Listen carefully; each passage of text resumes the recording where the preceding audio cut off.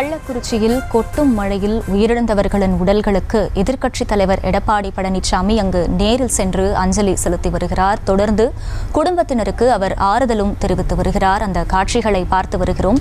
இது பற்றிய விவரங்களை செய்தியாளர் ராஜேஷ் வழங்க கேட்கலாம். ராஜேஷ், வணக்கம்.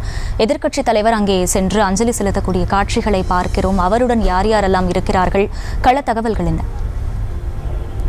அகிலா, வணக்கம். எதிர்க்கட்சி தலைவர் எடப்பாடி பழனிசாமி இந்த கள்ளக்குறிச்சி மாவட்டம் கருணாபுரம் பகுதியில் தற்போது உயிரிழந்தவர்களுடைய அந்த உடல்களுக்கு நேரில் அஞ்சலி செலுத்தி அந்த குடும்பத்தாருக்கு ஆறுதல் தெரிவித்து வருகின்றார். இந்த கருணாபுரம் பகுதியில் மட்டும் 20க்கும் மேற்பட்டோர் உயிரிழந்திருக்கக்கூடிய நிலையில் அவர்கள் ஒவ்வொரு வீட்டிற்கும் சென்று அவர்கள் குடும்பத்தில் யார் இறந்திருக்கிறார்கள், அவர்களுக்கு எத்தனை குழந்தைகள் இருக்கிறார்கள், அவர்கள் குடும்பம் எந்த அளவுக்கு பின்தங்கிய குடும்பமாக இருக்கிறது என்பதை எல்லாம் விசாரித்து அவர்களுக்கு நிச்சயம் ஏதாவது உதவி செய்வதாக கூறி அவர்களுக்கு ஆறுதலும் கூறி ஒவ்வொரு வீடாக சென்று கொண்டிருக்கிறார்.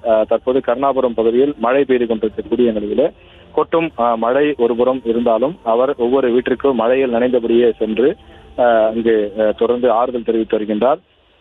உடன் முன்னாள் அமைச்சர்கள் சி.வி. சண்முகம், அதே போல முன்னாள் சுகாதாரத்துறை அமைச்சர் சி. விஜயபாஸ்கர் உள்ளிட்டோரும் உள்ளூர் நிர்வாகிகள் அதிமுகவை சேர்ந்தவர்கள் பலரும் உடன் இருக்கிறார்கள். தொடர்ந்து எதிர்க்கட்சி தலைவர் வருகையை ஒட்டி ஏராளமான காவல்துறையினரும் குவிக்கப்பட்டிருக்கிறார்கள். மழையில் நனைந்தபடி சென்று அவர் தற்போது இந்த ஆறுதல் சொல்லக்கூடிய பணியில் ஈடுபட்டிருக்கிறார். இந்த கருணாபுரம் பகுதி முழுவதுமே மரண ஓலங்கள் கேட்கின்றது. எங்கு பார்த்தாலும் கதறி அழக்கூடிய அந்த அழுகை ஓலங்கள் கேட்கின்றது, மரண ஓலங்கள் கேட்கின்றது. அழுகுரல் கேட்டுக்கொண்டே இருக்கின்றது.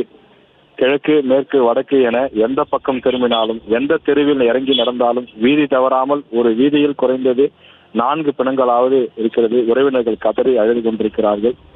ஒரு வீடு தாண்டி ஒரு வீடு விட்டு மறு வீடு என்று பந்தல்கள் போடப்பட்டு பந்தல்களுக்கு கீழே அமர்ந்து உறவினர்கள் அழுது கொண்டிருக்கிறார்கள். வேற எங்குமே நடைபெறாத ஒரு மோசமான ஒரு கோர சம்பவமாக இது நடைபெற்றிருக்கிறது. விபத்தில் ஒரு ரயில் ஆக்சிடென்ட், அதே மாதிரி ஒரு பஸ் ஆக்சிடென்ட் என்று பார்த்தால் கூட அதில் வெவ்வேறு ஊர்களை சார்ந்தவர்கள் இருப்பார்கள். ஆனால் ஒரே பகுதியை சார்ந்த அந்த கருணாபுரம் என்ற பகுதியை சார்ந்தவர்கள் மட்டுமே 20க்கும் மேற்பட்டோர், அக்கம் பக்கம் கிராமங்கள் இருப்பவர்கள் சிலர் என்று இந்த கோவிந்தராஜ் என்ற நபரிடம் சாராய பாக்கெட்டுகளை வாங்கி கொடுத்தவர்கள். அது விஷச்சாராயம், மெத்தனால் கலந்திருந்ததாக கூறப்படுகின்றது. வழக்கமாக இருக்கக்கூடிய அந்த சாராயம் என்றால் அதில் எத்தனால் இருக்கும். இதில் மாற்றாக மெத்தனால் அதிக அளவில் கலக்கப்பட்டிருந்ததாக கூறப்படுகின்றது. மெத்தனால் உள்ளே சென்றால் உடனடியாக குடல் எரியும், வயிறு எரியும், கண் எரிச்சல் ஏற்பட்டு கண் பார்வை போய்விடும் என்றும், நரம்பு மண்டலங்களை அது பாதிக்கும் என்றும் மருத்துவர்கள் குறிப்பிடுகிறார்கள். அப்படி ஒவ்வொருவரும் துள்ள துடிக்க வீட்டு வாசலிலே சுருண்டு விழுந்து கதறி அழுதிருக்கிறார்கள். காப்பாற்றுங்கள் என்று கதறி அழுதிருக்கிறார்கள்.